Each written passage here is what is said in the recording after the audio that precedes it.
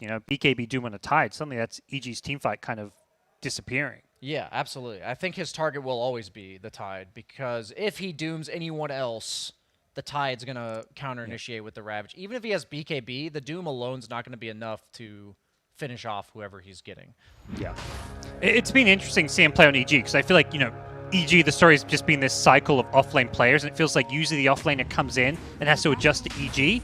Ice, I feel like it's the first offlane to come in, and the team adjusted to him. He didn't change his playstyle. Yeah, we were talking about the way Arteezy used to play as a carry, and it feels like he's much more involved with the team early on. And with T1, I feel like they're the old EG, you know, the way they play. We can expect 23 Savage to be the guy that's given all the space on the map a bunch of times. Well, an early first blood, the Gush, a level 1 kill from a Tide IO. That is a good way to get things kicked off here, and this is the lane that you were worried about as far as how the Spectre does against Tide. It's also the support ET off to a rough start. I mean, as a carry player yourself, you see this Spectre obviously playing against this IO Tide. Is there a point where you just have to leave this lane, or can he kind of stick it out and get a bit more here? He just has to build the sustain. Look at his items, right? He's not even going boots yet. He's just going stat items with a wand. And the idea is the lane's often going to get pushed into your tower. ET is going to make sure he prevents the big camp pull. And as we see, the lack of TP costing Zephyr there. Just, like you say, the double slows, and they just right-click him down. That was a pretty straightforward, easy one. And they're even getting some additional harass onto Cuckoo.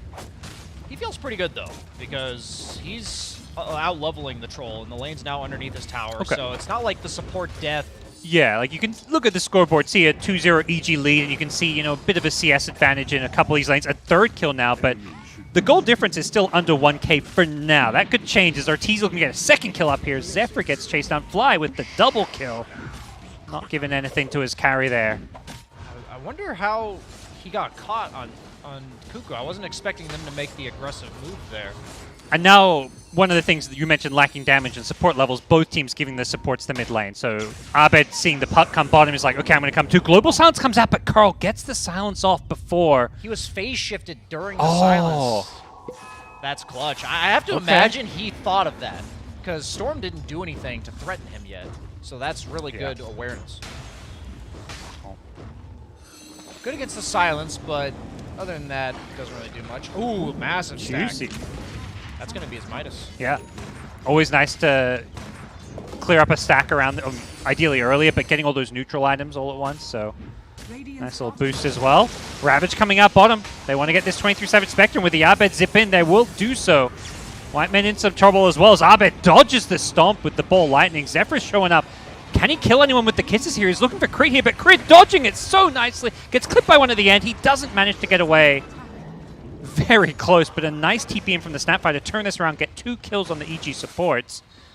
And yet he's still the #1 net worth in the game. So this is just crazy efficiency. I'd almost have to watch this back to see how he has such high net worth. But EG putting a lot of pressure on this bottom tower, and they're just not afraid.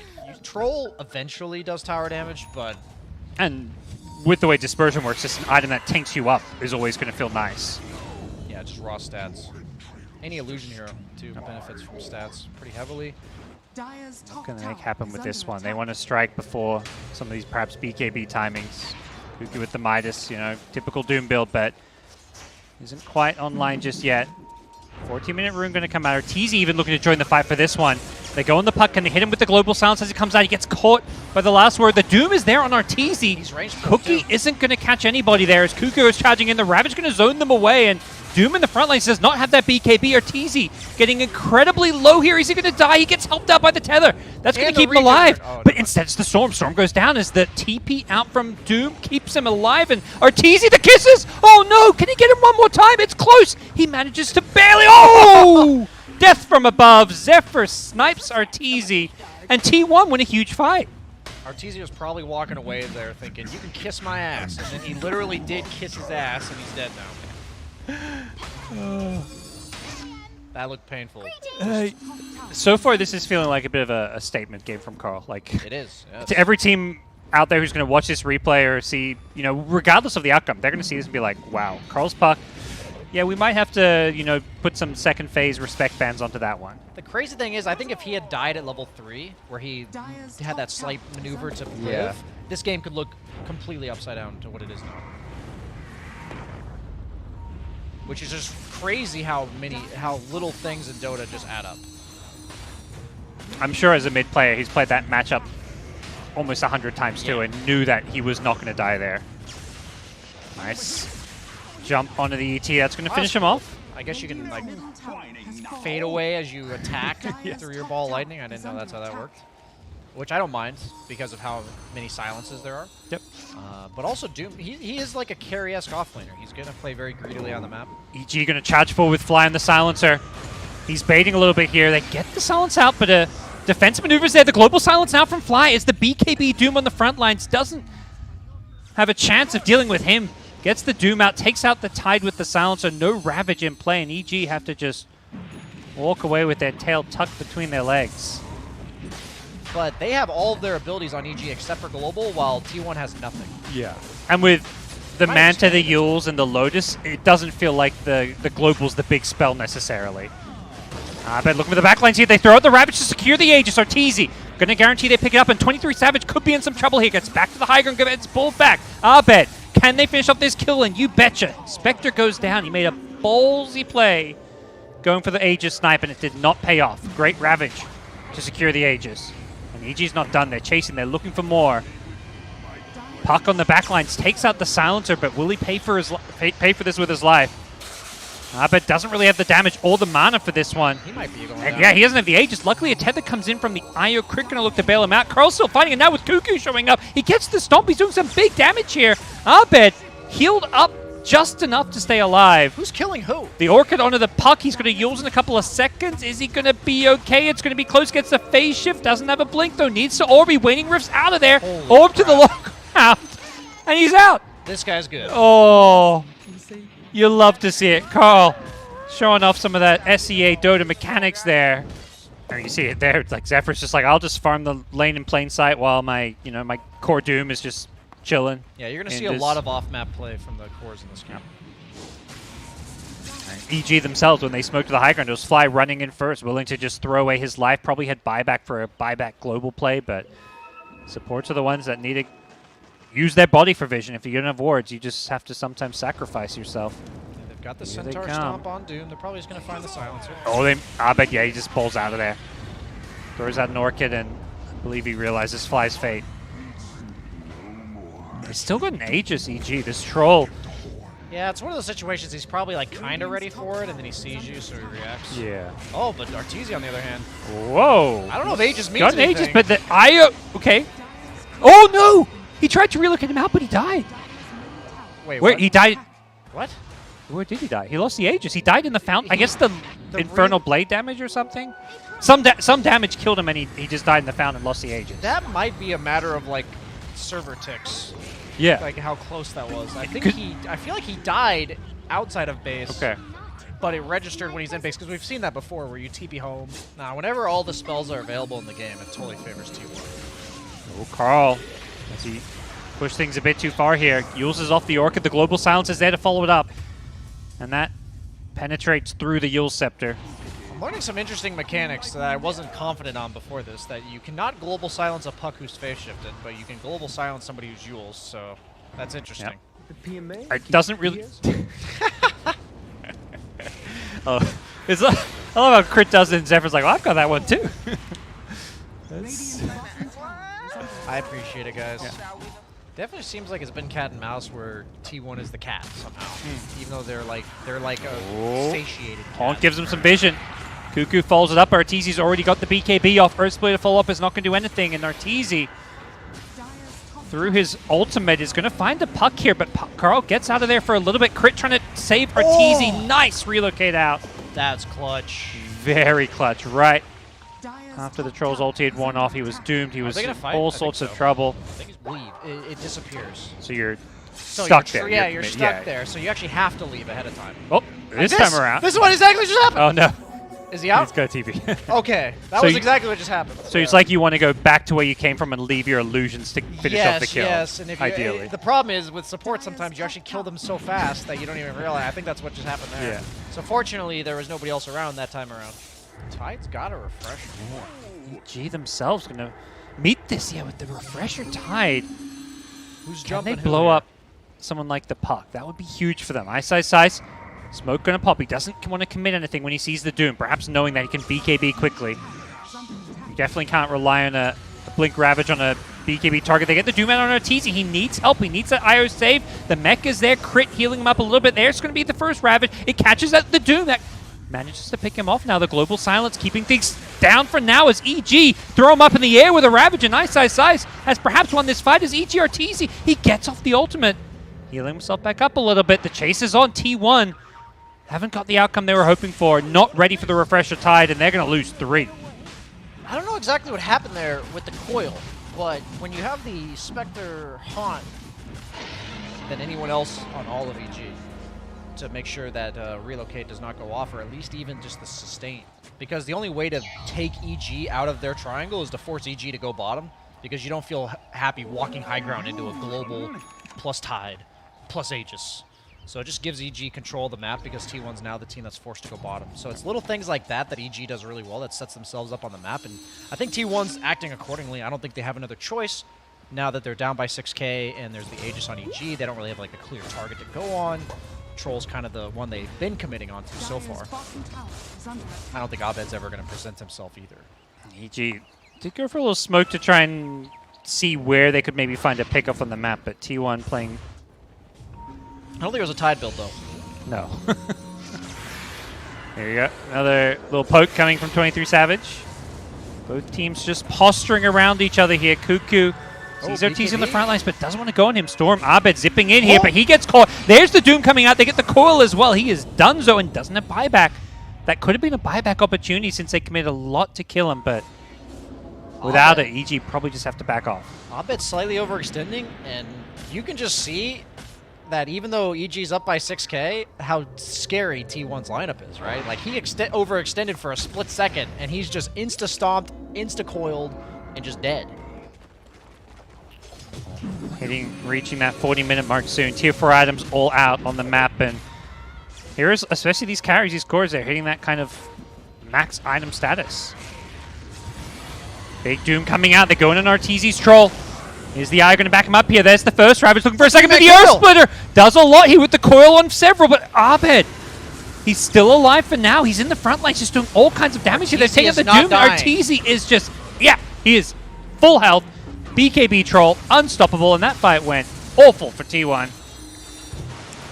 That was such a cool play from Zephyr. He blinked in and used the shard on Snapfire to push Arteezy out of the coil, and I swear, he was like 50 units from the edge of that coil, and it would have killed him.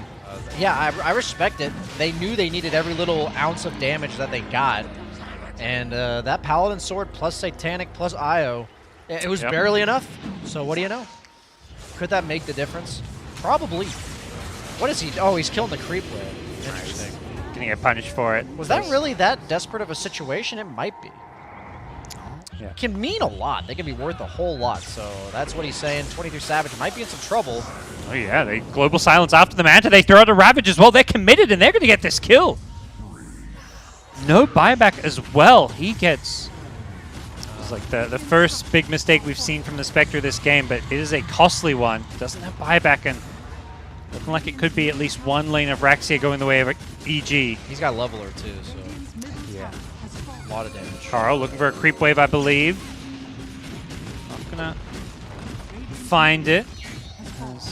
Arteezy will finish off both melee and range racks, make his way towards top. Cuckoo just trying to bait out some spells. Not gonna achieve a whole lot there as they continue to try and delay. Using the ET, the Stomp is there, the Kiss is raining on down. Arteezy getting a little low here, but he's got the sustain. No chance of killing him through the Satanic, and Cuckoo got stunned as he jumped in. Was that the tether stun? Oh, the tether stun, yes, the tether stun. He got the puck. We talked about that earlier. Okay, he gets out of there with the help of the Aeon Disc, but I think it was Doom as well getting caught by that one. That is problematic for him, as EG gonna find themselves taking a second lane of Rax here, uncontested. Now, all the viewers at home who haven't watched Dota in like 5 years, and they're like, how are they blinking into this tether stun? The most powerful part of that shard is tether hasn't stunned for like 5 years. Yeah, so these players aren't used to getting stunned by a tether. So it's really hard to be like, oh yeah, like even though you know it, you know, like How many times have you blinked into a tether? They want crit. They jump on the eye, but he's got a cheese there. That heals him up instantly, and now the Ravages from Ice. He'll turn and blow up the Puck, as well as the Spectre, who still does not have buyback. And this could be it for T1. Cuckoo desperately trying to go in and find somebody on the backlines, but EG, they're all fully healthy.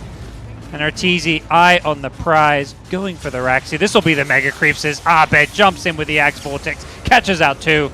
The follow-up is there, and the Earth Split are going to be absolutely useless as EG will kill 3 and secure themselves game number 1. A really back-and-forth game, one where we saw moments of brilliance really from both teams, I feel like. Yeah, there were 2 or 3 small plays. I mean, they ended up being large plays, but going the other way, this game would be day and night to what we just saw. So I'm thoroughly impressed with T1 with their lineup of how they are able to get out of the laning phase, and then I'm also impressed with EG to be the potent threat that he needs to be. But if he gets to that point where he's allowed to Firefly into somebody and just like nobody has a way to remove sticky napalm, which is the way that Batrider does all of his damage. But not entirely sure. It looks like T1, they sent 4 heroes top. It feels like they're trying to maybe get the right lanes or something, but now it does look like Axe is headed towards bottom. They're going standard. Is Arteezy denying a bounty rune? Oh, sorry, Ice. He's playing the Lycan, not Arteezy. Fly going for the level 1 Voodoo Restoration, triple Mango Clarity, so they're going to have all kinds of... It's sustain against sustain, and we saw last game how good the Eye can be. Top lane, Ice just gets poked down. First blood goes the way of 23 Savage. So he is going for the stats build on 23 Savage. Mid lane, I believe that was the Searing Chain's arrow. He was underneath his own tower, though. A lot of extra armor. Has the Bottle Fairy Fire, so yeah, he seems to be in too much danger, but they are still playing around this one, and crit bottle charges between the right clicks. He's going to turn around and get the kill on the Mirana. Is there a Sleight of Fist? Ooh, just out of range. That was close. That is deja vu. We saw that in one of our games earlier. Yeah. It was nothing to say diving Quinn and going for the Sleight of Fist, and it misses by like an inch. All of his itemization is geared towards accelerating his farm. He's spinning flat cannons to farm. He's buying items that make his flat cannon do more damage. And we're going to see the first lasso come out. Yep. Just the support kill, but that's happy fine to with me. Throw it out. Yep. I mean, not killing an Ember when he's got those Remnant charges, so... You don't feel the need to kill Ember because he has gone for the Sleight of Fist Chains build. Even though the Ember doesn't have the farming build, is doing well here as T1 look to mount a defense at this top tower. I love this rotation by Cuckoo. Yep, he TPs on up, they take out Fly, they get him with the dunk. But Whitemon will pay the price for this one. Cuckoo very tanky with his Vanguard. Can he find more? Maybe wants the Helm of the Dominator creep. Another missile will chase down Ice. But I believe everybody has scurried away too far for T1 to really chase down anyone else. So Carl's got his boots of travel now. All right, there we go. Crit's getting back on. He's going to land his next arrow guaranteed. I'm going to keep track of it for you guys. Don't worry. I promise you. If it doesn't work, it's because he didn't apply the promo code correctly. Okay, they're going to throw out the Overgrowth. Should be a lasso to follow this one up. Have they got the damage for it? No, they don't need the lasso. Nice. Well, that's really nice. Well played by T1. Chaining it perfectly. Oh, they found the relocate. The Wolves were there. Arrow catches them. Didn't need the setup. Like I said, guaranteed to land. Clearly that adds up a lot. And we saw it the one time. I don't know if I may have happened several times. I feel like we never really saw that stack other than the one time the Batrider farmed like a triple stack. Feels like one of the issues that we're seeing for T1 is there's just not enough farm to go around. Like Barrett's like, I kind of want to farm this triangle, then Gyro's like, no, I get priority. So instead they're going to go for some kills. They find another opening to go and Ice up top. And he gets taken out. Yeah, there's not enough farm to go around, so at some point you have to make other plays, and they're going to find a kill there. I don't think EG cares about that, but since then, he's been chilling. This Fly Vision game. He's just got sentries littered around this dire jungle. He's got the Observer Ward. He de-wards there with the help of his Courier. May pay the price for it, but similar to the Ice kills, he is probably not really going to cost EG a whole lot by going down here. He aggroed the jungle camp in order to have the creeps hit him so that he would spin more. That was really cool. He like went out of his way to stop attacking Fly to draw out the aggro of the creeps. until Gyro's hitting really hard. They can't take Roche efficiently. They can't take towers safely. And every time EG forces a rotation from T1, you saw them take mid tower earlier. Now you see them taking Roche.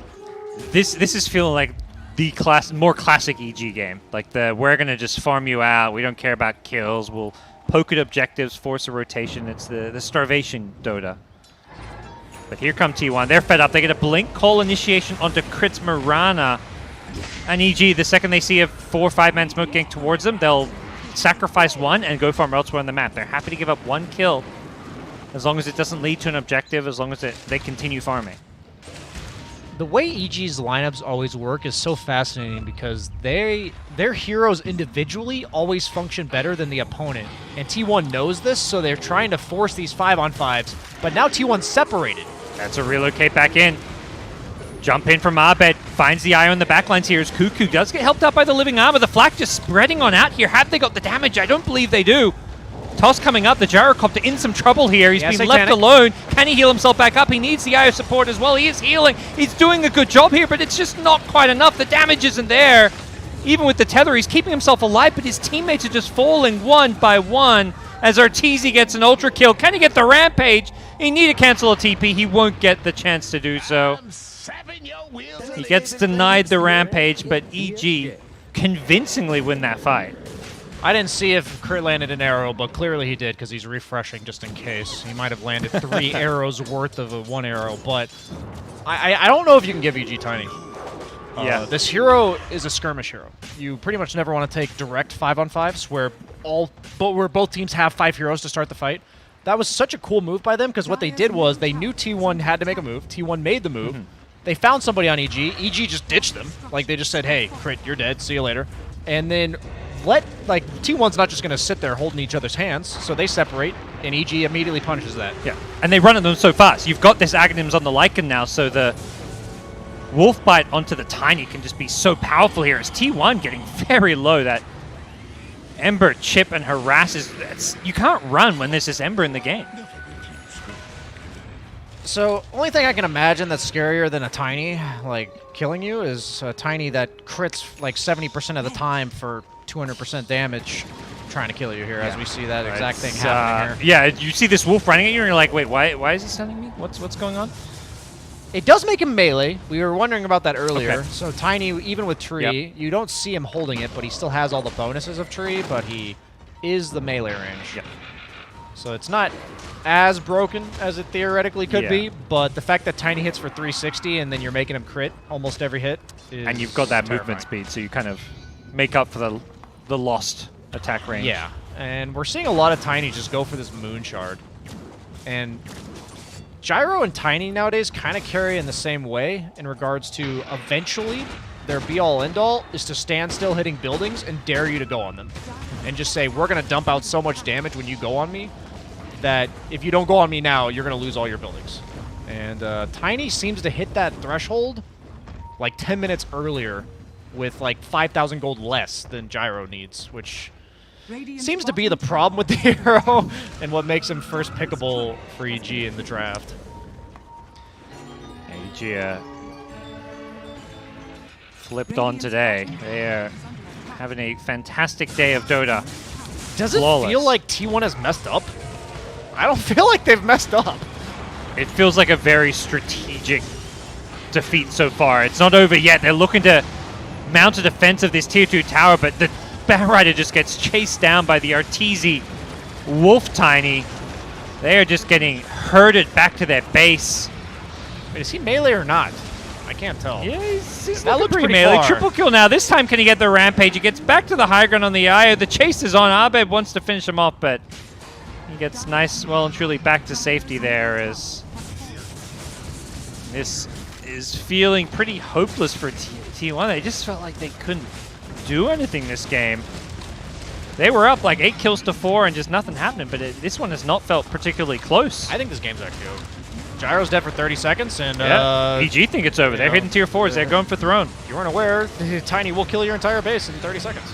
Yes. That's cool. Well, you've got to defend your Ancient, and T1 They are not going to. cannot. GG is called, and EG secure themselves their second 2-0 of the day. They've still got one more series to play, so you know it's good to play 3 series on the day where you're playing your best Dota. As for T1, I'm not sure if they have another series today to play. I know EG.